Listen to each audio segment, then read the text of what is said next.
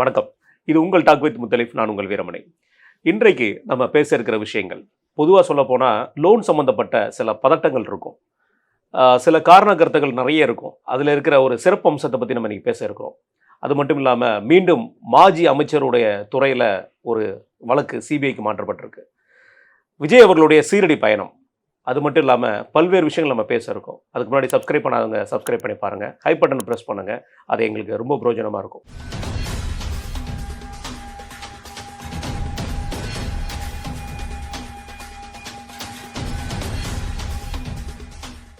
நான் வணக்கம்.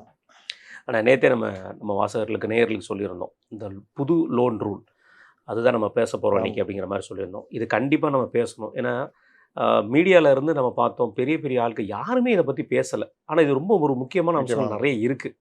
எப்படி பார்த்து சில இது ஜனவரியில் அமலாக இருக்குது, சில இது ஏப்ரல் 1 அமலாக இருக்குது. அதுவே நம்ம கண்டுபிடிக்க இருக்குது, நமக்கே இவ்வளோ நேரம் தாமதமாக இருக்குது. இதில் சாதகமும் இருக்குது, பாதகமும் இருக்குது. அதனால் நீங்கள் எதை பெருசாக நம்ம கையில் எடுத்துக்கிறது மாதிரி தெரியாது. அதுக்கு முன்னாடி இந்த இதை பற்றி கொஞ்சம் சொல்லிவிடுவோம். அதாவது மத்திய அரசு, ரிசர்வ் பேங்க் ரெண்டும் சேர்ந்து 2026 இந்த ஏப்ரலில் ஒரு இது கொண்டு வராங்க, புதிய கடன் விதிகள், நியூ லோன் ரூல்ஸ் அப்படின்றத கொண்டு வராங்க. இதில் இதுக்கு முக்கியமான விஷயம்னா கடன்களுக்கு அபராதம். இப்போ நீங்கள் கார் லோனு, வீட்டு லோனு போடுறீங்க. வீட்டு லோனு அநியாயம் தெரியும்ல. ஆமாம். ஒருத்தன் ரொம்ப பேர் இந்த கம்பேரிசன்லாம் பண்ணுவாங்க, நீங்கள் வாடகை வீட்டில் இருக்கிறது பெஸ்ட்டா, சொந்த வீட்டில் இருக்க பெஸ்ட்டான்னு. என்ன கேட்டால் வாடகை வீட்டில் இருக்க தான் பெஸ்ட்டுன்னு. ஏன் சொல்கிறேன்னா, நீங்கள் ஒரு 30 வருஷம் ஒரு ஹவுசிங் லோன் போடுறீங்க, ஒரு 1 கோடி ரூபாய்க்கு வாங்கிட்டு நீங்கள் 30 லட்ச ரூபா கட்டிட்டு 65 லட்ச ரூபாய்க்கு லோன் போடுறீங்க.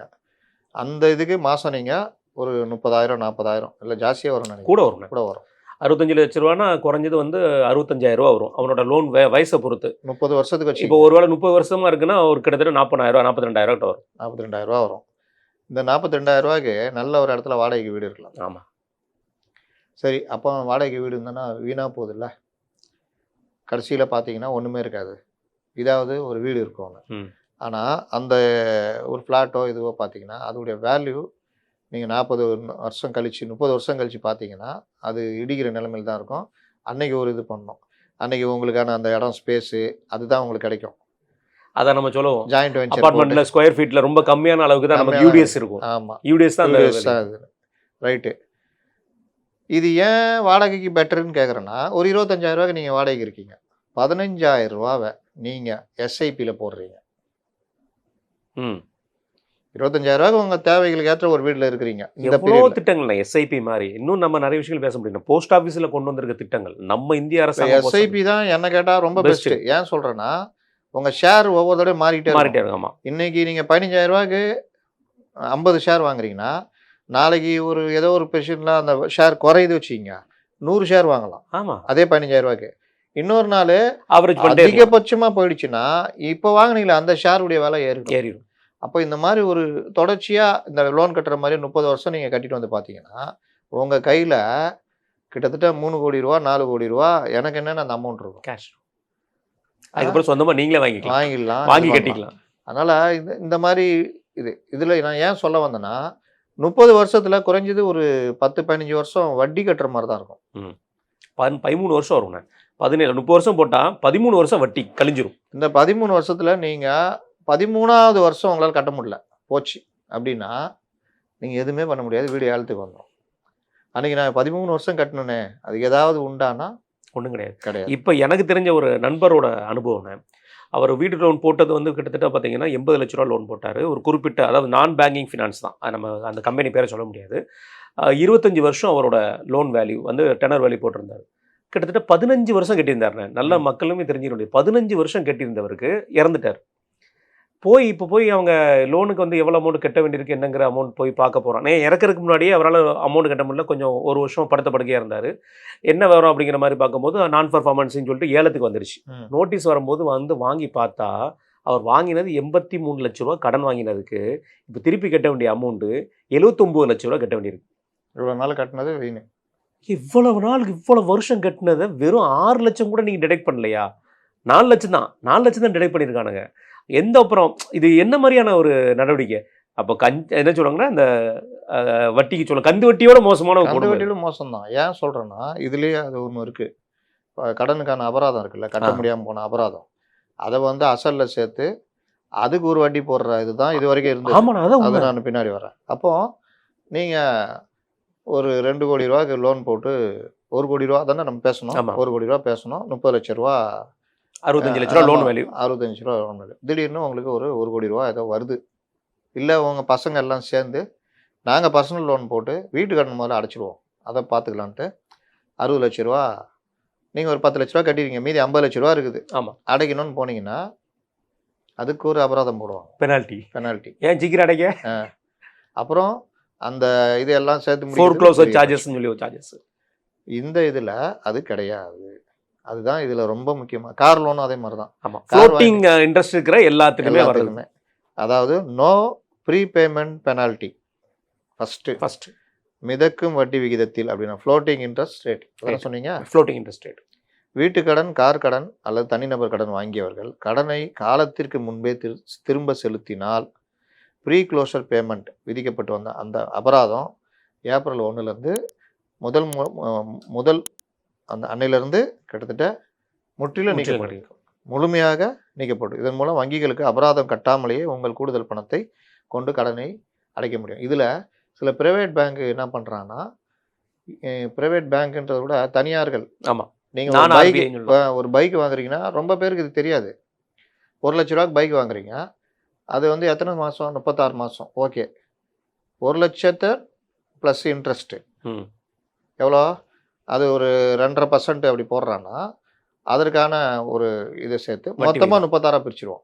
ஆமாம், பிரிச்சுட்டு சார் இதுதான் சார் உங்களுக்கு 0% சார், வேறு டாக்குமெண்ட் சார்ஜ் தான் சார் அப்படி இப்படின்ருவோம். ஆனால் அதுக்கு பின்னாடி இருக்கிற அயோக்கியதை என்னென்னா, நீங்கள் 1 லட்சத்துக்கு 10,000 ரூபா நீங்கள் கட்டிட்டீங்கன்னா 90,000 ரூபா தான் இன்ட்ரெஸ்ட் போடணும். அடுத்த 10 இன்ஸ்டால்மெண்ட் கட்டுறீங்க, 80,000 ரூபா தான் இருக்குன்னா 80,000 ரூபாய்க்கு என்ன இன்ட்ரெஸ்ட்டோ அங்கேருந்து அதான் ஆரம்பிக்கணும். அடுத்த டியூ வந்து 75,000 ஆயிடுச்சுன்னா 75,000 இதுதான் பேங்க் பண்ணுவாங்க. ஆமாம், ஏன்னா கழிஞ்சிட்டே வரும். அந்த ஸ்டேட்மெண்ட்டில் பார்த்தா நமக்கு தெரியும். அசலுக்கான இன்ட்ரெஸ்ட் தான் போடணும். ஆனால் ஃப்ளாட்டாக அப்படியே போடுறது வந்து இந்த லோக்கலில் பண்ணுறவங்க, தனியார் பேங்குகள். நீங்கள் உங்களுக்கு பர்சனல் லோன் ஃபோன் பண்ணுறாங்கல்ல, ஆமாம், நம்மளுக்கு ரொம்ப ஜாலியாக இருக்கும். ஒன்றுமே இல்லை சார், 2% தான் சார், இந்த சார்ஜ் மட்டும் தான் சார், 800 ரூபா தான் சார், வேறு ஒன்றும் இல்லை சார். இவனுக்கு பணம் கஷ்டம் இருக்கும், சரி வாங்கிடுவான். ஆனால் நீங்கள் அந்த ஒரு 50,000 ரூபா கொடுக்குறான்னா 36 மாதம் போடுறான்னா 36 மாதத்துக்கான வட்டியும் அதில் சேர்த்துருவோம். எது? 50,000 ரூபாக்கான வட்டி.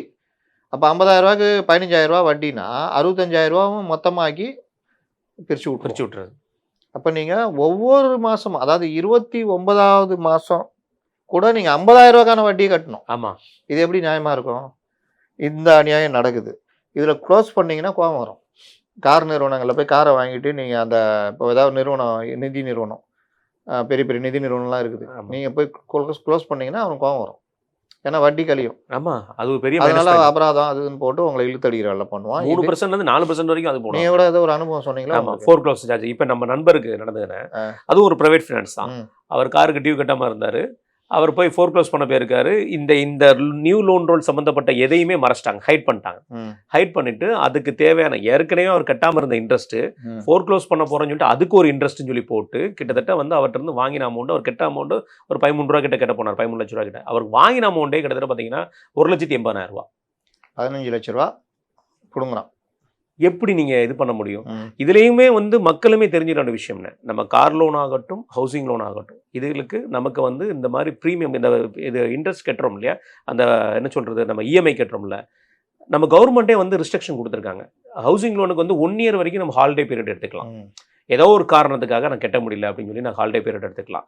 அதேமாதிரி கார் லோனுக்குமே 6 months வரைக்கும் அந்த ஹாலிடே பீரியட்னு ஒரு ஹாலிடே பீரியட் கொடுத்துருக்காங்க. ஏன்னா நம்ம கொரோனாவில் அந்த வரும்போது அந்த விஷயத்தை சொன்னதுக்கு கவர்மெண்ட் சொன்னது இந்த ரூல்ஸ் அடிப்படையில் தான். ஸோ இதை கூட அவங்க அந்த ஃபினான்ஸ்காரன் மறைச்சிட்டான்.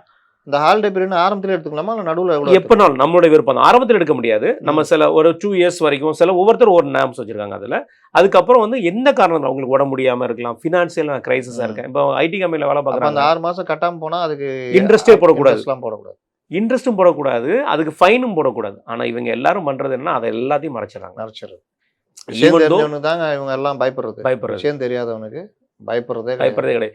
இதை எல்லாருமே கண்டிஷன் சப்ளைங்கிற மாதிரி கீழே பொடுசாக இருக்கிற வேர்டில் அது இருக்குது. ஒவ்வொருத்தர் லோன் அமௌண்ட் நம்ம டாக்குமெண்ட்டை படித்து பார்க்காம நம்மளை ஏன் சைன் பண்ண சொல்கிறான்னா நமக்கு அவ்வளோ பெனிஃபிட் அதில் இருக்குது. படிச்சுலாம் பார்க்க மாட்டோம். ஏன் பார்க்க மாட்டோம்னா நம்ம அந்த டைமில் ஒரு ஆதர்ஷ மனநிலையில் இருப்போம். கார் கிடைக்க போகுது, வீடு கிடைக்க போகுது, அதுவும் இவன் நமக்கு நல்லது பண்ணுறான். ஆக்சுவலாக அவனுக்கு தான் நம்ம நல்லது பண்ணுறோம். அவன் பிஸ்னஸ் நம்மளை வச்சு தான் ஓடும். ஆமாண்ணே. ஆனால் 40 பக்கத்துக்கு இங்கிலீஷில் பொடி எழுத்துல இருக்கும். நம்ம எல்லாத்துலேயுமே சைன் பண்ணிகிட்டே இருப்போம். கூட சாட்சி நம்ம நாமினியாகவும் சேர்த்து சைன் பண்ணணும். இது ஒரு விஷயம். புதுசாக நீங்கள் வண்டி வாங்க போகிறீங்க, பைக்கோ எதுவோ, உங்களுக்கு ஒரு அக்ரிமெண்ட் மாதிரி போடுவாங்க. அதில் ஆர்டிஓ சார்ஜஸ்னு தனியாக ஒரு 2000 இப்போலாம் ஜாஸ்தி ஆகிட்டு இருக்கும். காராக இருந்தால் இன்னும் ஜாஸ்தி. நம்மளும் கேட்டால் சார் அந்த ஆர்டிஓ என்ன சார்ஜ்? இல்லை சார் உங்களுக்கு புக்குலாம் அதுதான் செஞ்சு தரேன் தான் நீங்கள் இது பண்ணுறேன், ரைட்டு, அதுக்கான ஃபீஸும் நான் கட்டிடுறேன்.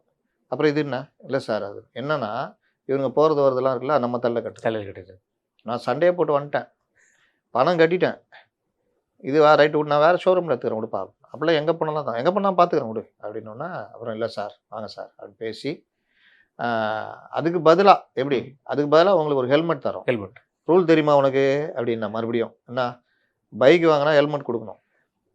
அதாவதுண்ணே குறிப்பிட்டு சொல்ல போனால் இப்போ 2 ஹெல்மெட்டு ஃபர்ஸ்ட் எய்ட் பாக்ஸுக்கு உள்ளது. அது மட்டும் இல்லாமல் நமக்கு அந்த முதல்ல எடுத்துகிட்டு பிறகு 3 மாதத்துக்கு தேவையான அடிஷ்னல் இன்ஃபர்மேஷன், அதாவது வண்டிகளுக்கு தேவையான விஷயங்களில் என்னென்ன சேஃப்டி செக்யூரிட்டி இருக்கோ அதெல்லாம் கொடுக்கணும். நீங்கள் அவன் கொடுக்குறாங்க, இவங்க தான் இந்த மனநிலையில் போகிறாங்கல்ல. பைக் வாங்கின சந்தோஷத்தில் அதுங்க பையன் நல்லா மிரட்டி கேட்பான் மாட்டேன், ஆனால் அங்கே மிரட்டி வாங்கிறதுக்கு அந்த அடிப்படை தெரியாது. இதில் என்னென்ன தங்க நகை கடன் இருக்குல்ல, அதான் ரொம்ப முக்கியம். இதில் நிறைய பேர் வந்து சாதக பாதகம் எல்லாமே இருக்குது. இதில் இந்த தங்க நகை கடனில் வாங்குறதுல புதுசாக கட்டுப்பாடு இதில் வந்திருக்கு. என்ன, பார், கோல்டு பார் அது வைக்க முடியாது. பாரு, வெள்ளி பாருக்கு கடன் வழங்கப்படாது. நீங்கள் கொண்டு போய் கவர்மெண்ட் பேங்க்லேயோ டிஎன்எஸ்சி பேங்க் இந்த மாதிரி கூட்டுறவு வங்கிகளையோ வச்சு வாங்க முடியாது. ஆபரணங்கள், காயின்ஸு, கோல்டு காயின், நகைகள் மட்டும்தான் இந்த ரூலில் நீங்கள் வைக்க முடியும். இது என்னென்னா கொஞ்சம் பேர் சேமிப்புக்காக பார் வாங்கி வச்சுருப்பாங்க, அவங்க எல்லாருமே இது பாதிக்கும். அப்போ அவங்க எங்கே போவாங்க? தனியார்கிட்ட போவாங்க, பாண்ட் புரோக்கர்ஸ்கிட்ட போய் 2.5% வட்டிக்கு வைப்பாங்க. நீங்கள் மொத்தமே இங்கே 60 பைசா கூட இருக்காது வட்டி, அங்கே 2.5%.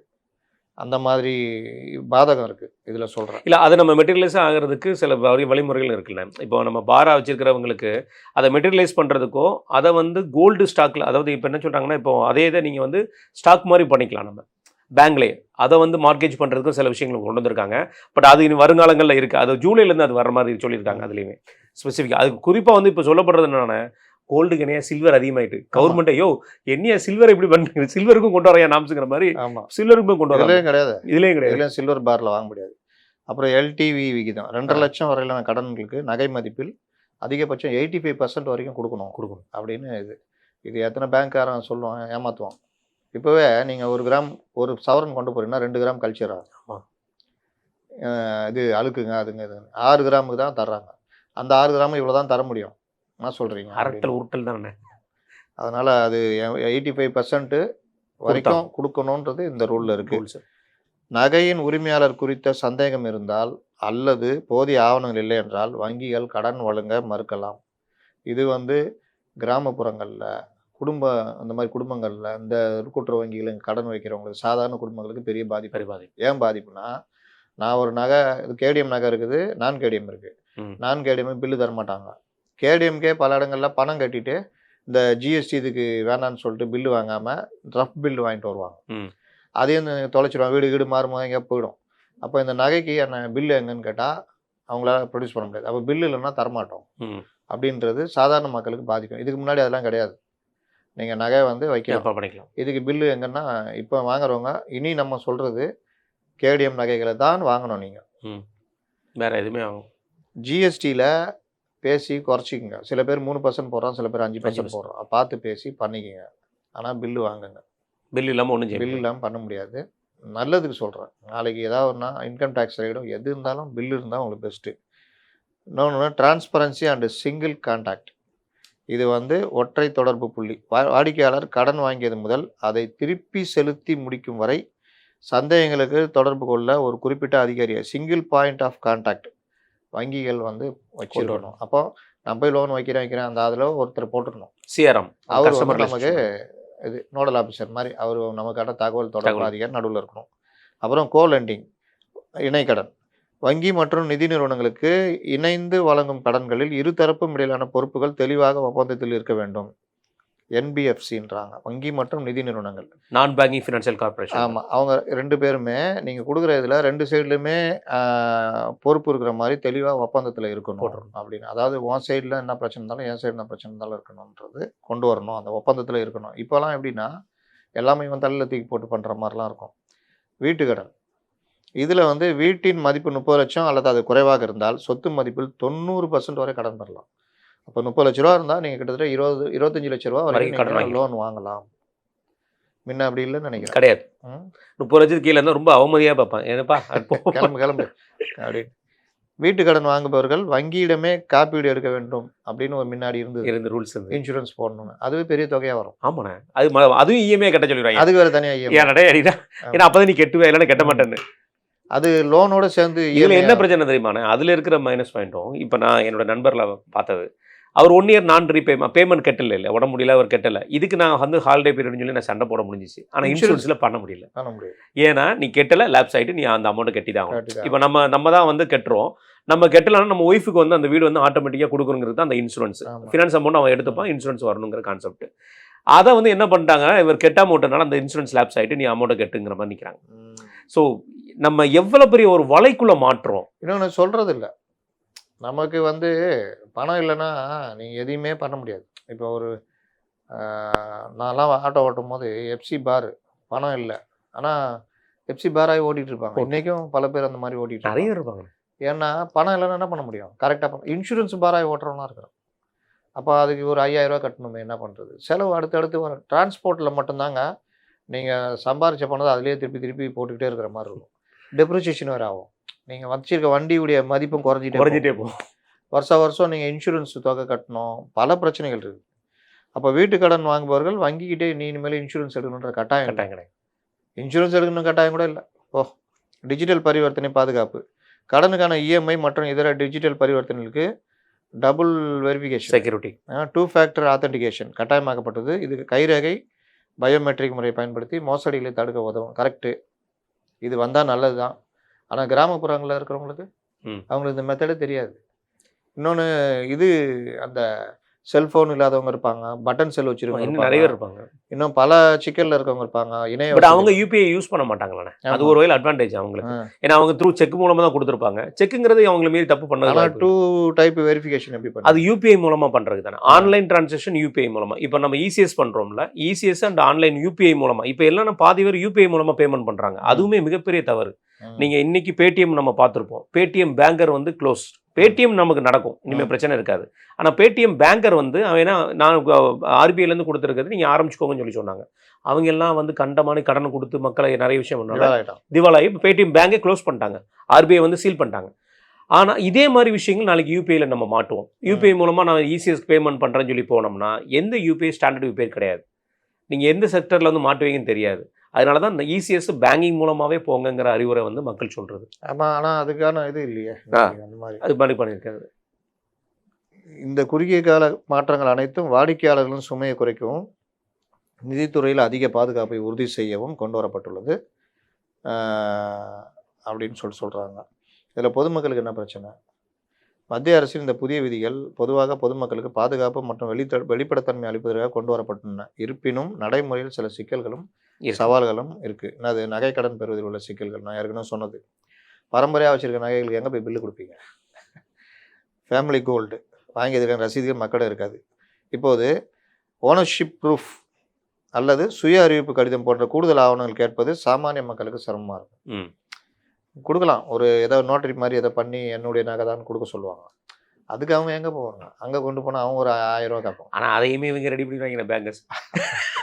அது கூட்டுற வங்கிலாம் அவங்களாம் கவலைப்பட மாட்டாங்க, நான் ஏன் பண்ணணும்னு நினைப்பான். ஆமாம், அது வேலை பண்ணுறது இல்லை. சில பேர் இருப்பான், அங்கே போ, அங்கே இது ஆலோசிக்காங்க, ஒரு கமிஷன் 500 ரூபா கொடு, அனுப்பிச்சிக்கிறேன்பா, எனக்கு 150 ரூபா கொடுத்துருங்க. இந்த ஆர்டிஓ ஆஃபீஸில் வாசல்லே டாக்டர் உட்காந்து அவ்வளோ தூரம் போகிறோம். ஆதாருக்கு எப்படி ஆகி போச்சு இல்லைண்ணே, ஆதார் அட்ரஸ் சேஞ்ச் பண்ணுறது வச்சுக்கிறது. இப்போ நம்ம ஆன்லைனில் கொண்டு வரக்கு முன்னாடிலாம் அந்த பேங்க்கிட்ட சொல்லிடுறேன், நீ போயிருப்பா 700 அவன் கேட்பான் அப்படின்னு சொல்லிடுறேன். ஏன்னா இவனுக்கு 200 அவனுக்கு 500. ஆமாம், இந்த மாதிரி இருக்கும்போது இவங்களும் லாபம் பண்ணிட்டு பேனுக்கு அப்படி தானே இருந்தது. நீங்கள் போய் 100 ரூபா கட்டினீங்கன்னா 60 ரூபா போக 40 ரூபா அவனுக்குன்றது. ஆர்டிஓ ஆஃபீஸில் நீங்கள் லைசன்ஸ் எடுக்க போறீங்களா, அது ஆமா. மெடிக்கல் கேட்பாங்க. அங்கேயே ஒருத்தர் உட்காந்துருப்பாரு, சாப்பா குத்தி சைன் பண்ணுவார். அவருக்கு அப்போ எங்கள் காலத்தில் 90களில் 30 ரூபா, இப்போலாம் 500 ரூபா என்னமோ நினைக்கிறேன். ஆமா கண்டிப்பா. இந்த மாதிரி கட்டி மற்றும் நாணயங்களுக்கு தடை. அதான் அந்த இது. நாணயங்களுக்கு ஏன் தடை? அவசர சேமிச்சத்தின் தங்க கட்டிகள் அல்லது வெள்ளி பொருட்களை அடகு வைத்து கடன் பெற முடியாது. இது முதலீடாக தங்கம் வைத்திருப்பதற்கு பின்னடைவு. நாணயங்கள்லாம் கிடையாது, கோல்டு காயின்லாம் அனுமதி தான். குறைவான கடன் தொகை. பெரிய அளவிலான கடன்களுக்கு 5 லட்சத்துக்கு மேல் நகை மதிப்பில் 75% மட்டுமே கடன் கிடைக்கும். முன்பு கிடைத்ததை விட இப்போது கடன் தொகை குறைய வாய்ப்பு உண்டு. சின்ன அளவுக்கு தான் 85%, பெரிய அளவுக்கு கிடையாது. ஆனால் பெரிய அளவு வைக்கிறவங்களாம் பேங்க் மேனேஜர்கிட்ட போய் சரி பண்ணுவோம். ஏன்னா அவங்களுக்கு ஆல்ரெடி லிமிட் இருக்கும். நான் சார் பண்ணலாம் சார், கொடுங்க சார். அப்புறம் இது இந்த 2 டைப் இந்த ஆத்தென்டிகேஷன், அது ஒவ்வொரு பரிவர்த்தனைக்கும் பயோமெட்ரிக் அல்லது கூடுதல் பாதுகாப்பு அடுக்குகள் தேவைப்படும். ஸ்மார்ட் ஃபோன் பயன்படுத்த தெரியாத முதியவர்கள் மற்றும் கிராமப்புற மக்களுக்கு சிக்கலாக அமையும். அப்புறம் கேஒய்சி, வங்கிகளுக்கு செல்லாமல் வீட்டிலிருந்தே கணக்கு வைத்து தொடங்க வீடியோ கேஒய்சி வசதி இருந்தாலும் இணைய வசதி இல்லாத இடங்கள்ல இந்த சிக்கல் வரும் அப்படின்னு. கடன் விண்ணப்பம் மறுக்கப்படுதல். வருமான சான்று 2.5 லட்சத்துக்கு மேலான நகை கடன்களுக்கு கூட இப்பொழுது திருப்பி செலுத்தும் திறன், ரீபேமெண்ட் கெப்பாசிட்டி தீவிரமாக ஆய்வு செய்யப்படுகிறது. முறையான வருமான சான்று இல்லாத சிறு வியாபாரிகள் மற்றும் விவசாயிகளுக்கு கடன் கிடைப்பதில் தாமதம். இந்த பிரச்சனையில் அது வரும். சிபில் ஸ்கோர் பாதிப்பு. ஒவ்வொரு இதுக்குமே கொண்டு weekly once CIBIL score update ஆகுங்கிற மாதிரி சொல்றேன். புதிய விதிகளின்படி கடனை திருப்பி செலுத்தும் தகவல் உடனுக்குடன் ரியல் டைம் அப்டேட். இதில் என்னன்னா இன்னொரு பெனிஃபிட் இருக்குண்ணே. இப்போது சிபில் ஸ்கோரில் வந்து என்ன மைனஸ் பாயிண்ட் இருக்குன்னா, இதுக்கு முன்னாடி இருந்த மைனஸ் பாயிண்ட் மாதத்துக்கு ஒரு தடவை அப்டேட் ஆகும். அது மட்டும் இல்லாமல் இப்போ நம்ம ஒரு கிரெடிட் கார்டுக்கு வாங்கியிருப்பாங்க, பேமெண்ட் பண்ணாமல் இருந்திருப்பாங்க, நிறைய ரீசன்ஸ் இருக்கலாம், யூஸ் பண்ணாமல் பேமெண்ட் இந்த மாதிரிலாம் இருக்கும். பேமெண்ட் பண்ணாமல் இருக்கிறவங்க பேமெண்ட் பண்ணால் அது 3 மாதம் கழிச்சு தான் வந்து ரிஃப்ளெக்ட் ஆகும் சிபில் ஸ்கோரில். ஆனால் இப்போ வீக்லி ஒன்ஸ் ரிஃப்ளெக்ட் இருக்கிறதுனால அது அவங்களுக்கு அட்வான்டேஜாக போகும். அது ஓகே, இந்த வாரம் நான் கட்டலன்னா அது குறையுமே. அதுதான் அதுவும் இருக்குல்ல. உடனே நீங்கள் எதை பயன்படுத்திக்கிறீங்களோ அதை பயன்படுத்திக்கணும், அவ்வளோதான். அதான் சொல்கிறேன், ஒரு சிறிய தவறினால் கூட உங்களுக்கு கிரெடிட் ஸ்கோர் உடனே குறைஞ்சிரும். மறைமுக கட்டணம் இன்டைரக்ட் காஸ்ட், அபராத கட்டணங்கள் பெனால்டிஸ் முறைப்படுத்தப்பட்டாலும் வங்கிகள் தங்களின் வருவாயை சரிக்கட்ட பரிசீலனை கட்டணம், ப்ராசஸிங் ஃபீஸ் அல்லது இதர சேவை கட்டணங்களை உயர்த்த வாய்ப்பு. இங்கே 3னா அங்கே திறந்துக்குவோம், தான் பிரச்சனை. அதனால் இது வந்து என்ன சாதகம் அப்படின்னு பார்த்தீங்கன்னா, அபராதம் முன்கூட்டியே கடனை வந்து செலுத்தலாம், அபராதம் கிடையாது. ஆனால் பொதுமக்கள் உள்ள சிக்கல் வட்டி விகிதங்கள் அதிகமாகிறதுக்கு வாய்ப்பு இருக்குன்றாங்க. 85% வரை கடன், சிறுகடன் பெரிய அளவு 5 லட்சத்துக்கு கீழே. நகை ரசீதுகள், உரிமையாளர் சான்று கேட்பாங்க. பட் இதெல்லாம் சமாளிப்பாங்க அங்கே உள்ளவங்க. ஆனால் ஆன்லைன் மோசடி குறையும், பாதுகாப்பு கண்டிப்பாக. தொழில்நுட்ப அறிவு இல்லாதவர்களுக்கு இது வந்து கஷ்டம். மறைமுக கட்டணங்கள் குறையும், ஆவணங்கள் சரிபார்ப்பு நேரம் அதிகமாகும், அந்த வெளிப்படைத்தன்மை. சுருக்கமாக சொன்னால் விதிமுறைகள் கடுமையாக்கப்பட்டுள்ளதால் கடன் பெறுவதற்கான நேரம் மற்றும் பேப்பர் ஒர்க்கு வந்து சற்றே அதிகரிக்க வாய்ப்பு உள்ளது. அதே சமயம் இது நீண்டகால அடிப்படையில் உங்களை வங்கி மோசடியிலிருந்து பாதுகாக்க உதவும். ஏப்ரல் 1 தங்க நகை கடன் மற்றும் கூடுதல் பாதுகாப்பு இது கொடுத்துருக்காங்க. அந்த டயர்டு எல்டிவி கடன் மதிப்பு கடன்கள் 85%, இந்த டூ ஃபேக்டர் செக்கிங்கு, அதுக்கப்புறம் நகை தொடர்பான ஆவணங்கள். ஜனவரி 1 முதல் கடன் அபராதம் நீக்கம். அந்த அபராதம் நீக்கம் ஜனவரி 1 வந்துருச்சு, நமக்கு தெரியல. கடன், வீட்டு கடன், கார் கடன் போன்ற மிதக்கும் வட்டி, அதாவது ஃப்ளோட்டிங் லோன்ஸ் வந்து இன்ட்ரெஸ்ட் வந்து முன்கூட்டியே செலுத்தும் அபராத தடை, நோ ஃபோர்க்ளோசர் சார்ஜஸ், ஜனவரி 1 முதல்ல வந்துடுச்சு. இதெல்லாம் ஏற்கனவே நீங்கள் வாங்கி இருந்தாலும் அதுக்கு இது பொருந்தும். ஜனவரி 1 அது பொருந்தும். அதே மாதிரி பெனால் சார்ஜஸ், வங்கிகள் அபராத வட்டி வசூலிப்பதற்கு பதிலாக அபராத கட்டணம், அதாவது பெனால் சார்ஜஸ் மட்டும்தான் பெனால் இன்ட்ரெஸ்ட் நான் முதல்ல சொன்னேன்ல, அது வசூலிக்க வேண்டிய விதி 2024 தொடங்கப்பட்டு இப்போது முழுமையாக 2020 வந்துச்சு. அப்படின்னா என்ன? நிச்சயமாக இது என்னன்னா, அபராத வட்டி அபராத கட்டணம் ரெண்டுக்குமே வித்தியாசம் இருக்குது. சாதாரண கடன் வாங்கலுக்கு பெரிய சுமையை கொடுக்குறது இதுதான்.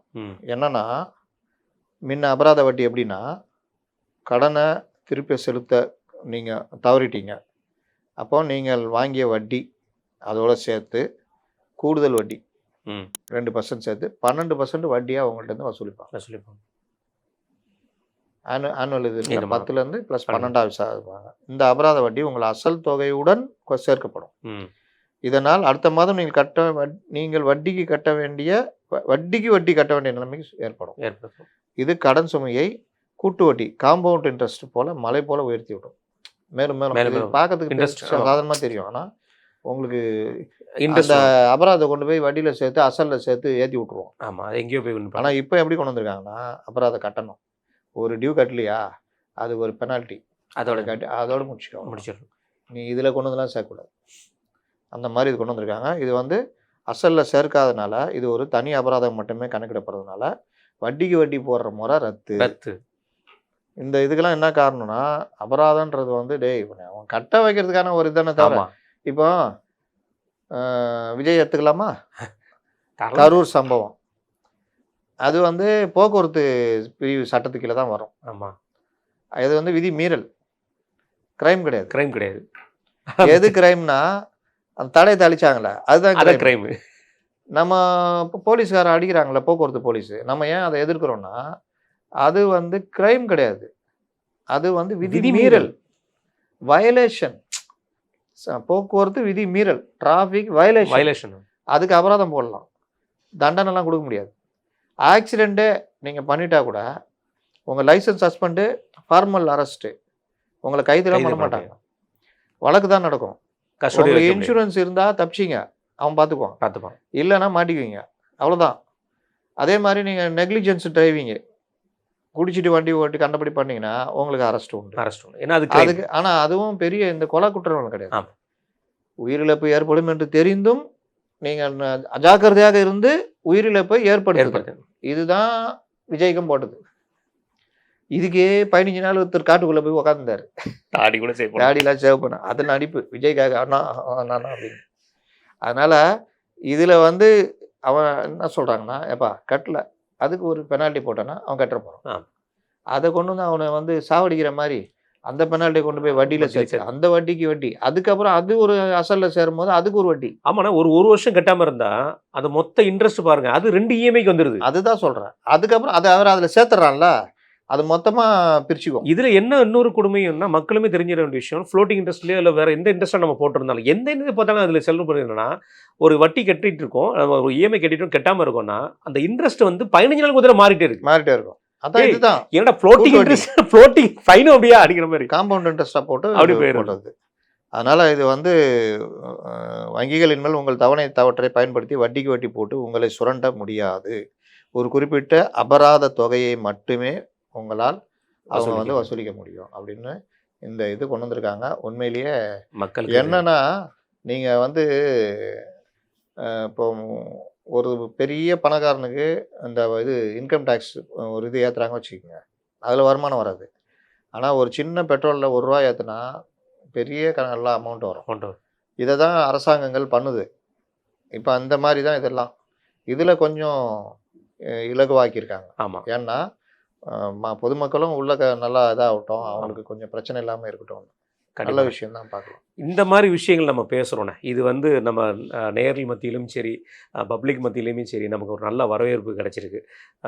ஸோ நேற்றுமே ஒரு மிகப்பெரிய ஒரு கம்பெனி அவங்க வந்து நமக்கு வந்து விஷ் பண்ணாங்க. விஷ் பண்ணும்போது சொன்ன வார்த்தை வந்து நியூசிலாந்து டீல் ஆகட்டும், மற்ற விஷயங்களாகட்டும், உங்கள் பொறுப்பை உணர்ந்து நீங்கள் செயல்படுறீங்க, உங்கள் ரெஸ்பான்சிபிலிட்டிக்கு ஒரு ஹேட்ஸ் அப் அப்படிங்கிற மாதிரி சொல்லியிருந்தாங்க. அவர் இந்த நிகழ்ச்சி நான் பார்ப்பேன் கண்டிப்பாக. நீ அவங்க முத்தலீஃப் அவங்கள்ட்ட உங்கள் அண்ணன் சொல்கிறீங்களா, முத்தலீஃப் அவங்கள்ட்ட சொல்கிறதையும் நான் ரசிக்கணும் கண்டிப்பாக அப்படிங்கிற மாதிரி சொல்லியிருந்தாங்க. அதுக்கு ரொம்ப ஒரு நன்றிண்ணே. ஏன்னா நானும் ஒரு ஜூனியர், என்ன நீங்கள் வந்து இவ்வளோ தூரம் இன்வைட் பண்ணி அந்த விஷயங்களை வரவேற்கிறது வந்து எனக்கு ரொம்ப சந்தோஷமான விஷயம். ஜூனியர் சீனியர்லாம் விட்டுருங்க, நமக்கு கிடைக்கிற இந்த வாழ்த்துக்கள் தான் நமக்கு உற்சாகத்தை கொடுக்கும். கண்டிப்பாக. ரெண்டாவது, ஏதோ முடிஞ்சது நம்ம சொல்லும் போது இதை பற்றி தெரியாதவங்களுக்கு இப்போ தெரிஞ்சுக்குவாங்க. ஆமாம், கண்டிப்பாக. அப்போ அது வந்து அதை என் பண்ணி செய்து கிடப்பது கடமைங்கிற மாதிரி இது வந்து யூடியூப் நீங்கள் சொன்ன மாதிரி ஆகணும். என்னைக்கு இருந்தாலும் யாராவது ஒருத்தர் பார்க்கும்போது அவங்களுக்கு புரியும். இப்போ நான் எப்படி அந்த வீட்டு கடன் பற்றி சொல்ல முடிஞ்சது, ஒருத்தர் விரிவாக பேசியிருந்தார். எஸ்ஐபி வீட்டு கடன் கம்பேரிசன், லோனு வீட்டு லோனு எது பெஸ்ட்டுன்றப்போ எஸ்ஐபி தான் பெஸ்ட்டு. ஏன்னா அது வந்து ரொம்ப புத்திசாலி. ஆனால் என்ன எஸ்ஐபியில் பிரச்சனை, வீட்டு லோன்னா நம்ம மாதம் மாதம் கரெக்டாக கட்டிடுவோம். ஆமாம், எஸ்ஐபினா நம்ம இஷ்டம் தான், அதுதான் பிரச்சனை. அப்போ அதை நீங்கள் கரெக்டாக 30 வருஷமோ என்னமோ நீங்கள் என்ன பண்ண கவர்மெண்ட் எம்ப்ளாயிஸு ஒரு நல்ல இடத்துல மாதம் அதாவது வருமான உத்தரவாதம் இருக்கிறவங்க அதை பண்ணலாம், பண்ண மாட்டேங்கிறாங்க. அதையும் பண்ணுங்கன்றேன். கண்டிப்பா. கவர்மெண்ட் எம்ப்ளாயிஸு இப்போ உங்களை ஒரு கதை சொன்னாங்கல்ல, பழைய ஓய்வூதியம் திருத்தப்பட்டது. திட்டம். அது என்ன உன் பணம் பணம், எம் பணம் பணம், உன் பணம் என் பணம். பணம் முடிஞ்சு போச்சு. அப்போ ஆனா அதுக்கு லட்டு ஊட்டுனது அது லட்டு லட்டு. அது அவங்க ஆதரவு தானே. இந்த தூய்மை பணியாளர்கள்ல கூப்பிட்டு மறுநாள் காலையில நைட்டு கைது, காலையில புது ட்ரெஸ் போட்டு காலை சிற்றுண்டி கொடுத்தா அந்த கதை தான். இதெல்லாம் ஷோ தானே. ஆமா. அதனால ஒரு உங்க இதுல இருந்து 10% நாங்க பிடிக்கிறோம், அதை 30 வருஷத்துக்கு பிடிக்கிறோம், அப்புறம் உங்களுக்கு 25 லட்சம் ரூபா கொடுக்குறோம். அது இல்லாம உங்க வருவாயில அப்ப வாங்குற சம்பளத்துலயா அவன் நினைச்சுக்குவான், அப்ப சம்பளம் நான் 4 லட்ச ரூபா வாங்கினா 2 லட்ச ரூபா கிடைக்கும். டேய் பேசிக் டிஏல 50%. அப்போ நீ எவ்வளவு வாங்குறியோ அதுல பேசிக் டிஏல 50%. அப்போ நீங்க எஸ்ஐபி பார்த்த மாதிரி அவரும் பார்த்திருப்பாரு நினைக்கிறேன். இப்படி போடுறது ஸ்கீம் அதிகாரிகள் அதான வேலை. தலைவரை முடிச்சிடலாம். அதுக்கப்புறம் ஆமா அதெல்லாம் அதுதான். அதுக்கப்புறம் தான் கண்டுபிடிச்சாங்க அவங்க. 5 வருஷமா அறைக்குள்ள பேசுனது ஃபுல்லா இஸ்கு தான் நினைக்கிறேன். பெரும்பாலும் அந்த ஏமாத்துத்தனம் தானே. கண்டிப்பா. அப்புறம் தான் அவங்க உஷாரானது. டேய் நாங்க அதே காசு நாங்க எஸ்ஐபில போட்டா நான் உனக்கு ஏன் தரணும், நாங்க உங்களுக்கு தருவோம் அப்படின்னு.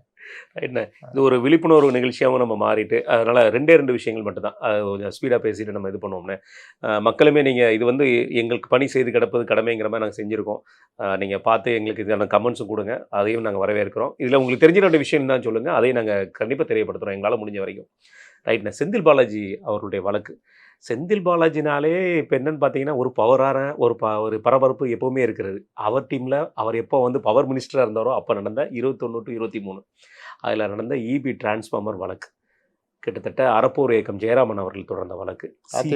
ஆமாம், அதிமுகவும் சொல்கிறேன், சிபிஐக்கு மாற்றிட்டாங்க. எப்படி பார்க்குறீங்க? டிரான்ஸ்ஃபார்மர் கொள்முதல், டிரான்ஸ்ஃபார்மர் வாங்குறதுல 329 கோடி ரூபா கூடுதல் செலவாக காட்டப்பட்டிருக்கு. அப்படின்னா என்னன்னா 1000 ரூபா வாங்குற பொருளை 1100 ரூபா காமிச்சு ஒரு 10,000 இது வாங்குறாங்கன்னா 10,000 × 100 ரூபா எக்ஸ்ட்ரா போயிருக்குன்னு அர்த்தம். ஆமாம். 10,000 நீங்கள் டெண்டரே எப்படி போடுவாங்க, யார் ரொம்ப லோவாக கோட் பண்ணுறாங்களோ அதை தான் வாங்குவாங்க. அந்த லோவாக கோட் பண்ணுறதெல்லாம் தட்டி விட்டுட்டு நீங்கள் ஹையாக ஒருத்தனை கோட் பண்ண வச்சு அதில் ஒரு அமௌண்ட்டை திருப்பிக்கிறது.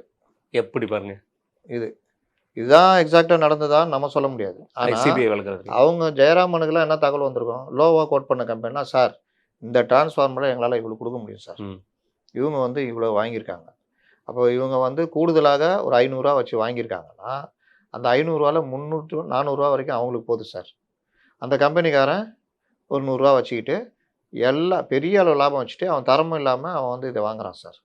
நாங்கள் எதாவது அதே விட நல்ல தரத்தில் இவ்வளோ கம்மி விலை கொடுக்க முடியும் சார் சொல்லும் பொழுது இதை கால்குலேட் பண்ணி இவ்வளவு தொகை 329 கோடி ரூபா கூடுதலாக போயிருக்கு அப்படின்னு. 329 ரூபா கூடுதலான அந்த கம்பெனிக்காரன் எடுத்துகிட்டு போயிருப்பான், அது விசாரணையில் தெரிய வரும். அப்போ இந்த வழக்கு போட்டு விசாரணை வேணுன்றதில் இது வந்து அவர் சொல்லியிருந்தார், நாங்கள் நேர்மையாக இருக்கிறோம், இது சந்திப்போம் எல்லாம் ரொம்ப வருஷமாக ஓடிக்கிட்டு இருக்கு இந்த கதை. லஞ்ச ஒழிப்புத்துறை இதை தூக்கி ஓரம் போட்டுடுச்சு, நம்ம KN வழக்கு மாதிரியே என்னென்னவோ பண்ணி பார்த்தாங்க, டக்கர் அடித்து பார்த்தாங்க, முடியல. இறுதி தீர்வு நீதிமன்றம் தான். நீதிமன்றத்தில் இவர்கள் கேட்டதுக்கும் மேலாக சிபிஐ விசாரணைக்கு உத்தரவிட்டாங்க. பாருங்கள், விநாச காலம்னு வாங்க, விநாச காலம் விநாச காலம்னா என்னென்னமோ நடக்கும். ஒருத்தன் என்னென்ன பண்ணானோ அவனுடைய இந்த அந்திம காலத்தில் அதோட டபுளாக திருப்பி கிடச்சிட்டு இருக்கோம். ஆமாம், இந்துக்களில் வந்து கர்மான்னு சொல்லுவோம். கர்மா நமக்கு அதுலலாம் இது இல்லை, இருந்தாலும் அந்த வார்த்தையை நம்ம சொல்ல வேண்டியிருக்குது. என்னென்னா இவர் இத்தனை வருஷம் தள்ளிட்டு வந்தது, ஆட்சி முடிஞ்சு ஒருவேளை ஆட்சி மாற்றம் கூட வரலாம். இந்த நேரத்தில் கரெக்டாக சிபிஐ விசாரணை, சிபிஐ ஒன்ஸ் விசாரணை உத்தரவிட்ட பிறகு இப்போ மே 4க்கு பிறகு ஆட்சி மாறுதுன்னா அவங்க ஒன்றும் அவசியம் இல்லை மேல்முறையீடு போகிறதுக்கு அவசியம். அப்போ சிபிஐ விசாரணை ஏற்றுக்கிறோம் மேலார், நாங்கள் ஏற்றுக்கிறோம் மேலார், எப்போ வரீங்க அப்படின்னு. இன்னொன்று இவங்களுக்கு எல்லாரையும் ஒத்துழைப்பு தர சொல்லியிருக்காங்க. டான்ஜெட்கோனா மின்வாரியம், லஞ்ச ஒழிப்புத்துறை டாக்குமெண்ட் என்ன ஆகுது ராசா எல்லாத்தையும் கொடுக்கும், 2 வாரத்துக்குள்ள கொடுத்துருணும். இதில் இவங்களும் இணைஞ்சிக்குவாங்க, அதிமுகவும் வழக்கில் இருக்காங்க, அறப்போரம் இருக்காங்க, சார் இதெல்லாம் டாக்குமெண்ட் எல்லாம். இப்போ சிபிஐ விசாரணை இறங்குச்சுன்னா, சிபிஐ எஃப்ஐஆர் போட்டுச்சுன்னா என்ன ஆகும், விளக்கு தேய்ச்சா இடி வந்துடும், விளக்கு தேய்ச்சா பூதம் வந்துடும், வழக்கு போட்டால் இடி வந்துடும், அவ்வளோதான். கண்டிப்பாக இது வந்து கிட்டத்தட்ட நெருக்கடி, செந்தில் பாலாஜிக்கு நெருக்கடி. இது ஒன்று. ஐ பெரியசாமி மேல் இருந்த இடி வழக்குகளை ரத்து செய்து உயர்நீதிமன்றம் உத்தரவு நேற்று வந்துச்சுல்ல. நேற்று வந்துச்சு.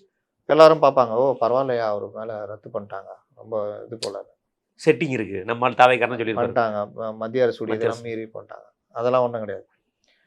வழக்கம் போல இவர்களுடைய தந்தர் அந்த இந்த என்ன சொல்லுவாங்க ப்ரெடிகேட் அஃபென்ஸ் மூல வழக்கு இருக்கிற வரைக்கும் தான் இது உயிர் இருக்கும். மூல வழக்கு போயிடுச்சுன்னா இது போயிடும், மாயமாக மறைஞ்சிடும். அந்த மாதிரி இந்த ஆத்மா சொல்லுவாங்கள்ல, அப்படியே ஆவி அலையும், அதுக்கு பரிகாரம் பண்ணால் அந்த ஆவி போயிடும். அந்த மாதிரி இந்த இது இருக்கிற வரைக்கும் தான் இந்த ஆவி இருக்கும். அப்போது இந்த மூல வழக்கை காலி பண்ணணும். இப்போ இவங்க கண்டுபிடிச்ச லேட்டஸ்ட் டெக்னிக் இது. பேட்டா நீ இருக்கிறனால தான்டா இடி வர இந்த வழக்கே குவாஷ் பண்ணுறேன்டா அப்படின்னு அப்படி பண்ணி தான் பல வழக்குகளில் இவங்க தப்பிச்சது. பல மாநிலங்கள் இவங்களால பிழைக்கிறாங்க. இவங்க ஓ பரவாயில்ல, சட்டம் இது இவங்க மூலியமாக கிடைக்குது. இவங்க சொல்கிறாங்க மதிய உணவு திட்டம், காலை உணவு திட்டம், அதெல்லாம் இல்லைப்பா, இதை தான் பண்ணுறாங்க, என்ன பண்ண அப்படின்னு. அப்போ என்ன ஆகுதுன்னா இந்த மூல வழக்கை ரத்து பண்ணிட்டாங்க. ஏற்கனவே இதாகி அது போயிடுச்சு, ஒன்றும் இல்லாமல். அது போய் 1 வருஷம் மேலே ஆகுது. ஆமாம். இப்போ அதுக்கு அப்பீல் போயிருக்கோம்ல, எனக்கு மூல வழக்கெல்லாம் எதுவுமே இல்லை. அப்போ இடியை நீங்கள் அப்போ சட்டப்பிரகாரம் பிஎம்எல் ஆக்ட் நிற்காது. அந்த அடிப்படையில் நேற்று ரத்து பண்ணியிருக்காங்க. அது ஒரு நீதிமன்ற நடைமுறை. இதையும் வாசகர்கள் புரிஞ்சுக்கணும். கண்டிப்பாக நேயர்கள், நான் வாசகர்கள் அடிக்கடி சொல்லி அது உங்களுடைய இதுலேயே அப்படி வந்து பிரிண்ட் மைண்ட்லேயே இருக்கீங்க ஆச்சா. இது ஒன்று. மூணாவது, நேற்று நேரு மேட்டர் நம்ம சரியாக பேசலை. நேரு என்ன நடந்ததுன்னா, இவங்க எல்லாம் அயோக்கியத்தனம் பண்ணுறாங்க. எப்படி, உங்கள் மீது நாங்கள் வழக்கு சொல்லவில்லையே, நேரு மீது வழக்கு பதிவு செய்ய நாங்கள் உத்தரவிடவில்லை அப்படின்னா இது எப்படி எல்லாரும் புரிஞ்சிட்டாங்கன்னா, இங்கே பாடுறா நீதிமன்றம் இந்த இந்த இந்த விவகாரத்திலேயே வழக்கு பதிவே செய்ய உத்தரவிடலை. ஆமாம், அதனால இது ஒன்றுமே கிடையாதுடா, பாடுறா இவங்களுமாடா நீதிமன்றமும் பாடுறா பல்ட்டி அடிக்குது அப்படி இப்படின்லாம் நேற்று ரொம்ப பேச்சுகள் ஓடிச்சு. ஆக்சுவலாக அதில் நடந்தது என்னென்னா, 3 பணி நியமனங்களில் 1000 சில்லற கோடி, டெண்டர் விவகாரங்களில், அப்புறம் இன்னொரு ஒரு 3 இதுவையும் இடி வேற ஒரு வழக்கில், அதாவது டாஸ்மாக் அந்த ரைடில் டாக்குமெண்ட் எடுக்கிறாங்க. ரவிச்சந்திரன், அருண் இல்லை, அது பேங்க்ல அவங்க இது பண்ண விஷயத்தில் போய் ரைட் எடுக்கிறாங்க. பேங்க்குக்கு ஒரு சரியா இது கட்டாமல் அது சிபிஐ வழக்கு. நீ இப்போ சொன்னல அது சொல்கிறேன். சிபிஐ வழக்கில் நிதி முறைகேட ஒரு விஷயத்தில் சிபிஐ வழக்கு பதிவில் இடி ரைடு போகுது. இவர்கள் என்ன பண்ணுறாங்க, பேட்டா அந்த வழக்கு இருந்தாதான்றான்னா அந்த வழக்கை கேஸ் போட்டு குவாஷ் பண்ணுறாங்க. ஆமாம், இடி புஷ். ஆனால் அந்த இடி பண்ண அந்த இதில் தான் பல தகவல்கள் எடுக்கிறாங்க. அதில் அவருடைய தம்பி தானே ரவிச்சந்திரன், அவங்க மகன் அருண் எம்பி, இங்கெல்லாம் எடுத்த டாக்குமெண்ட்டை பார்க்கும் பொழுது இதில் மாதிரி நியமனங்களில் 150 பேர் வரைக்கும் உங்களுக்கு நியமனங்களில் காசு வாங்கியிருக்கிறது, 25 லட்சம் 35 லட்சம் வாங்குறது பெரிய ஒரு இது. இன்னொன்று 888 கோடி ஏதோ ஒன்று டெண்டர் இன்னொரு மொத்தம் 3 சொல்கிறாங்க. அதை ஒன்றுமே பண்ண முடியாது. அப்போ என்ன பண்ணுறாங்க, டிஜிபி லெட்டர் எழுதுறாங்க. மொத்தமாக அந்த ஆவணங்களை பஞ்சாக கொடுக்குறாங்க டிஜிபிக்கு. அவர் பொறுப்பு டிஜிபி, அவரே பாவப்பட்டவர். அவர் நான் என்ன பண்ணுறதுன்னு யோசிச்சுன்னுக்கிறாரு. பண்ணலன்னொன்னா வழக்கு போடுறாங்க. பொறுப்பற்றது நம்ம உடனே அவர் என்ன பண்ணுறாரு, எப்பா நான் என்ன தெரியாது, நாங்கள் அமிச்சிட்டோம்பா, லஞ்ச ஒழிப்பு விசாரிக்க சொல்லி அமிச்சிட்டோம்பான்னு சொல்லிட்டார். லஞ்ச ஒழிப்புத்துறை கேட்குறாங்க. லஞ்ச ஒழிப்புத்துறை நாங்கள் இது சம்மந்தமாக ஆராய்ந்து கொண்டிருக்கோம், சரி சீக்கிரம் பதில் சொல்லுங்கள் அப்படின்னா. ரைட், அடுத்த ஹியரிங் இதே 3-4 மாதம் ஓடுது. அடுத்த ஹியரிங் வரும்போது நாங்கள் அவர் சமுதாயத்தில் பெரிய பொறுப்பில் உள்ளவர்களை சாதாரணமாக நாம் பண்ண முடியாது, இது சம்மந்தமாக தீர ஆராய்ந்து விசாரித்து நம்ம எடுக்கணும். அப்படியா, ரொம்ப அப்பறானே கேட்குறாங்க. எவ்வளோ நாள் ஆகும் அப்படின்னு. எவ்வளோ நாளா, சாரி 180 நாள் ஆகும். 6 மாதம் ஆகிறதுக்கு 150 நாள்னா 6 மாதம் ஆகும். என்னது 6 மாதமா, கொன்றுவேன். அதில் நாங்கள் பார்த்துட்டோம், இருக்குது வழக்கு பதிவுக்கான முகாந்திரம் இருக்குது, வழக்கு பதிவு செய்யுங்க. எதில், அந்த துறை ரீதியாக இருக்கிறதுல வழக்கு பதிவு. அதில் வழக்கு பதிவு செஞ்சு விசாரணைக்கு போனால் துறையில் யார் ஐயில் நேரு கீழே அது ஐஏஎஸ் அதிகாரிகள் எல்லாருமே இருப்பாங்க. அதனால எல்லாருமே மேலே தான் வழக்கு வரும். இப்போ செந்தில் பாலாஜி எப்படி வந்துச்சு, ஜாப் ராக்கெட்டு அப்படியே வரும்போது தம்பியிலேருந்து அப்படியே எல்லாருமே வந்துச்சு. இதில் இவர் என் மேலே, அதாவது இவங்க இந்த வழக்கை ஒன்றும் இல்லாமல் பண்ணுறதுக்காக எப்படி கொண்டு போகிறாங்கன்னா, என்னுடைய சைடை கேட்காமே ஆர்டர் போட்டார் ஜட்ஜி. அதுக்கு அவங்க வழக்கம் தராங்க. ஏய் என்னயா நீ, இது இந்த உன்னுடைய துறை கீழே இந்த மாதிரிலாம் நடந்திருக்கு, அதுக்கு டாக்குமெண்ட் கொடுத்துருக்காங்க, அந்த டாக்குமெண்ட்லாம் செக் பண்ணால் கரெக்டாக இருக்குது, அதனால வழக்கு பசின்னு உத்தரவிட்டுருக்கோம். இதில் நீ எங்கே வர, உனக்கு இதுக்கு என்ன கொண்ட வருவாங்க. இதில் நீ இப்போ வரல, பதிஞ்சுக்கு அப்புறம் வா. உடனே நம்மால் தலைவரை நல்ல மேட்ரு, அவங்களுக்கு ரொம்ப இதுவாக இருக்கும்னா நேரு மீது வழக்கு பதிவு செய்யவே உத்தரவிடவில்லை அப்படின்னு. அப்படியா போட்டு தலைப்போடு. நம்ம எல்லாம் பார்க்குறோம், என்னையா கோர்ட்டு கூட பாடுறா விலை போயிடுச்சு அப்படின்னு. எல்லாமே கோர்ட்டு எங்கேயும் விலை எல்லாம் போல, கோர்ட்டு ஒரு சின்ன கிளாரிஃபிகேஷன் சொல்லிச்சு, அவ்வளோதான். கண்டிப்பாக இதில் யார் சிக்குவாங்க அதெல்லாம் வந்து விசாரணையில் தான் வரும். அதனால் உடனே நீங்கள் வந்து இது சம்மந்தமாக டீட்டெயில் கொடுக்கறதுக்கு இது வெக்கேஷன் கோர்ட்டுக்கு இது பண்ணி பண்ண அதனால் தள்ளி வைக்கப்பட்டிருக்கு, அவ்வளோதான். மற்றபடி அது ஒன்றும் இதுக்கெல்லாம் போகல. கண்டிப்பான நேரம் ரொம்ப இதாக இருந்ததுனால நாளைக்கு நம்ம பேசுவோம். இந்த குஜராத்தில் வந்து மிகப்பெரிய வெற்றி அடைஞ்சிருக்காங்க பிஜேபி. அது மாதிரி ஓபக்கில் வந்து யுஏஇ வெளியே வந்திருக்காங்க. இது நிறைய விஷயங்கள் இருக்குது. இன்றைக்கி நேரம் அதிகமானதுனால குஜராத்தில் நான் ஒன்று மட்டும் சொல்லிக்கிறேன். அந்த கோத்ரா நகராட்சியில் இதில் அதாவது ஃபுல்லாகவே பிடிச்சிட்டாங்க. 15 மாநகராட்சி எல்லாமே பிடிச்சிட்டாங்க. அந்த கோத்ரா நகராட்சியில் பாஜக ஜெயிச்சிருக்கு. கோத்ரான்றது அந்த கோத்ரா சம்பவம் உங்களுக்கு நடந்திருக்கு, அவ்வளோ பெரிய மோசமானது. கோத்ரா நகராட்சியில் 44 இடத்துல 23 இடத்த பாஜக பிடிச்சிருக்கு. மீதி எல்லாமே சுயேட்சைகள் தான் பிடிச்சிருக்காங்க. 17 இடங்களில் சுயேட்சைகள். இதில் கோத்ராவுடைய 7வது வார்டு, இது முழுக்க இஸ்லாமியர்கள் வசிக்கிற வார்டு. அங்கே வந்து ஒரு அபக்ஷா சோனின்ற ஒரு இந்து பெண்மணி சுயேட்சையாக ஜெயிச்சிருக்காங்க. என்ன இதில் விஷயம் என்னென்னா, அவங்களுக்கு அந்த அளவுக்கு பேர் ஒர்க்கு. அவர் அங்கே வாக்காளர் கூட இல்லை, நாங்கள் அங்கே ஒர்க் பண்ணதுனால அவங்களே நிற்க வச்சு மற்ற யாரும் எதிர்த்து நிற்கல. அது மிகப்பெரிய ஒரு சம்பவம். காங்கிரஸ், பாஜக, அந்த மஜ்லிஸ் கட்சி அவங்க இவங்க யாருமே நிறுத்தலை. உள்ளூர்வாசிகள் முழுக்க நம்பிக்கை வச்சு இவங்கள தேர்ந்தெடுத்திருக்காங்க. நேற்று ஒரு வாசகர் எனக்கு போட்டிருந்தார், உங்கள் குரூப்லேயே என் குரூப்லேயே தெரில, எந்தில் தான் நினைக்கிறேன், அதை பற்றி பேச மாட்டீங்களான்னு. இதை பேசிட்டேன். அதனால் கோத்ராவில் என்ன நடக்குதுன்னா, இந்த பெரிய அளவில் குஜராத் ஃபுல்லாகவே மாநகராட்சி தேர்தலில் ஒரு பெரும் வெற்றி பெற்றிருக்காங்க. காங்கிரஸ் காணா போயிடுச்சு, ஆம் ஆத்மி போயிடுச்சு. ஏற்கனவே ஒன்றுலாம் போச்சு, இதெல்லாம் போயிடுச்சு. ரைட்டா, மீதி நாளைக்கு நிறைய விஷயங்கள் நம்ம பேசணும். பியூஷ் கோயல் அவர்களுமே வந்து ஒரு விஷயங்களை கடிச்சிருக்கிறாரு, விளம்பர ரீதியாக நடிக்கிறவங்கள. அதுவும் நாளைக்கு நம்ம சும்மா பேசுவோம். மிக்க நன்றி நம்ம நேரத்தை.